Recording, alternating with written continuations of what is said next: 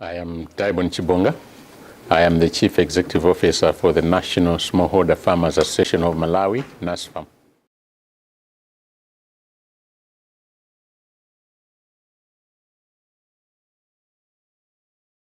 As an organization, I think we've been in the forefront of being a voice for smallholder farmers. Up to the time that NASFAM came into existence, a lot of policies were being developed without the involvement of smallholder farmers. So now that there are smallholder farmer organizations that are available, we are consulted on policy changes and the new policies that are being introduced by government. We have created a brand name, and NASFAM is now a well-known brand across Malawi because we help our farmers to do value adding of their products. So instead of them just producing and selling raw products, we have branded products that are available on supermarket shelves, and that has created a name for NASFAM that is well known. On the policy front, we are a strong advocate of smallholder farmers and their desires and their aspirations. We have been recognized not only in Malawi but also within the region, African region, but also internationally, that NASFAM represents smallholder farmers and we are able to advocate for their interests.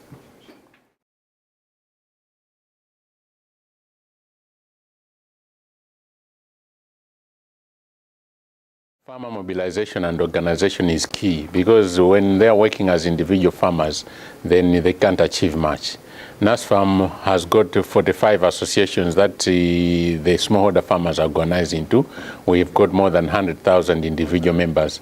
But together we are able to talk to big business, we are able to talk to government, we are able to talk to the research institutions so that the needs of the farmers are addressed in any research innovations that are being brought for the benefit of smallholder farmers.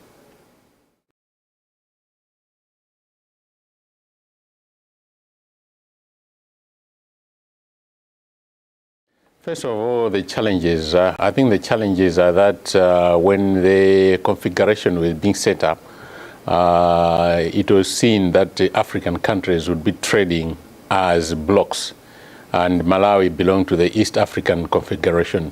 But you find that when the actual negotiations are taking place now, there is a question of divide and rule, where now individual countries are negotiating with the EU about what the trade regimes are going to be. So that's quite a challenge. The second challenge is that there are some who have signed a full EPA agreement, whereas there are other countries that have signed a partial agreement. Malawi has not yet signed. What we've been demanding and wanting to see is that we should see the benefit that those who have signed have achieved from signing an EPA, and then it will be a matter of course that Malawi can sign. That evidence has not been brought to bear so far, so we are seeing that it is just business as usual. And lastly but not least, we want to see that when we are negotiating EPA agreements, they are separate trade agreements from the normal agreements that the EU has with the Malawi, for example. Those are things that we want to be clarified before we can actually recommend to our government to sign an EPA agreement.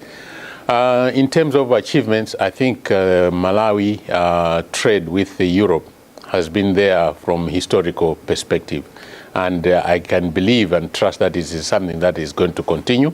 That partnership needs to be nurtured, and the relationships that have been created need to be nurtured to ensure that there is continued trade between Malawi and also generally ACP countries and Europe.